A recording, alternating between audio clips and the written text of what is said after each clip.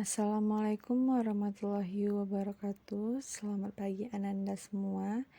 Pada pertemuan kali ini kita akan mempelajari tentang partikel dasar atom. Atom itu terdiri atas 3 partikel dasar, di mana yakni proton, neutron, dan elektron. Proton dan neutron itu terletak pada inti atom, sedangkan elektron itu bergerak mengelilingi inti atom. Bisa Anda lihat pada video ini, di mana inti atom terdapat proton dan neutron, dan elektron mengelilingi inti atom tersebut. Partikel dasar ini, di mana proton itu muatan relatifnya adalah +1 dan massa relatifnya yaitu 1, di mana penemunya adalah Goldstern atau Rutherford, dan neutron itu muatan relatifnya 0 dan massa relatifnya adalah 1 dan penemunya adalah James Cartridge. Sedangkan elektron itu muatan relatifnya adalah -1 dan massa relatifnya adalah 0 dan penemunya adalah J.J. Thomson. Penemuan elektron itu ditemukan oleh Sir Joseph John Thomson pada tahun 1856-90 dengan melalui eksperimen tabung sinar katoda. Dan ini adalah bentuk dari tabung sinar katoda yang ditemukan oleh Thomson tersebut.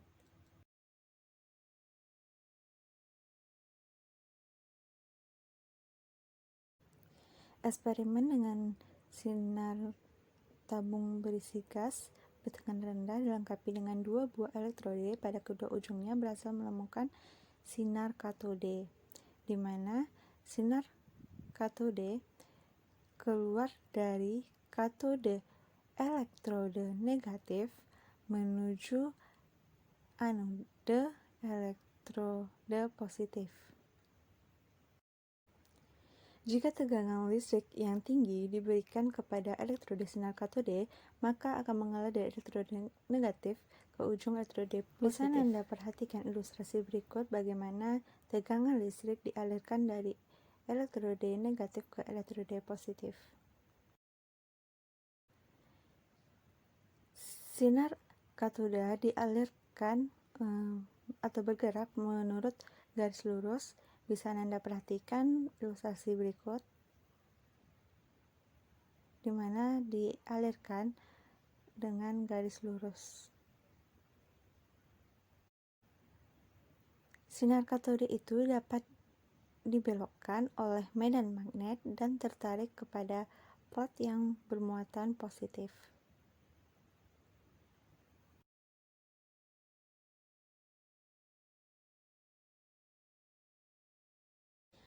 Berdasarkan eksperimen yang telah dilakukan, dapat disimpulkan bahwa sinar katoda itu memiliki sifat-sifat yakni sebagai berikut.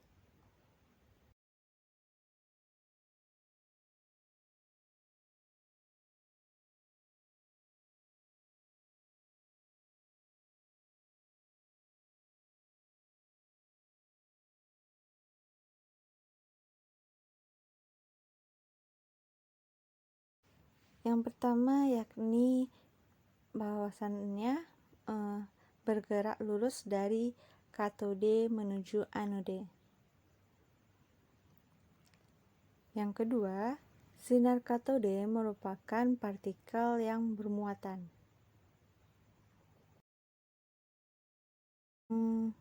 Ketiga, sinar katode merupakan partikel yang bermuatan negatif.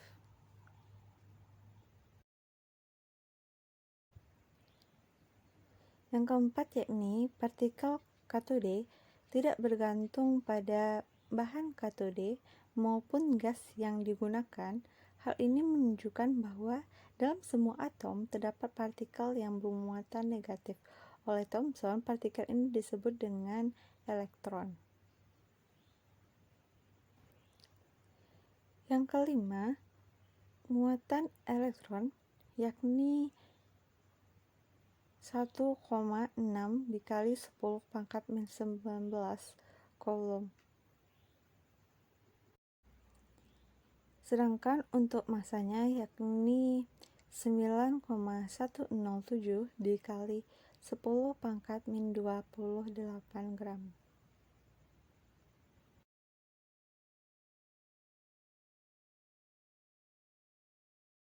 Selanjutnya itu penemuan proton.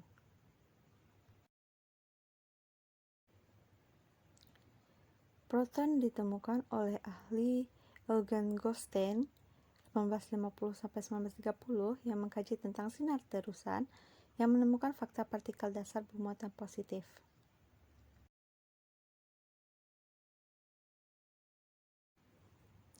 Di mana jika listrik bertegangan tinggi diberikan pada tabung, adanya sinar katode akan teramati. Pada sisi lain, dari katode berlubang akan teramati adanya sinar yang lain.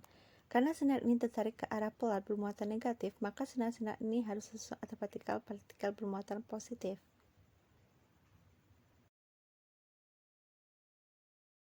Berdasarkan eksperimen sinar terusan dapat disimpulkan bahwasanya yakni yang pertama yaitu sinar positif bergantung pada jenis gas yang digunakan. Yang kedua yaitu untuk gas hidrogen atau gas yang paling ringan, sinar positif tersebut masanya sama dengan 1,837 dikali massa 1 elektron atau 1,6729 dikali 10 pangkat min 24 gram atau sama dengan 1,00758 satuan massa atom.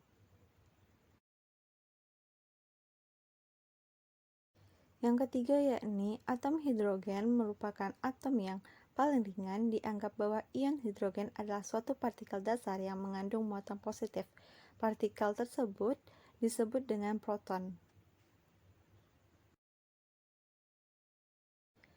Yang keempat yakni muatan relatif proton sama dengan muatan elektron tetapi berlawanan tanda yakni +1. Yang kelima, karena atom tidak bermuatan, maka jumlah proton sama dengan jumlah elektron. Selanjutnya yakni penemuan neutron.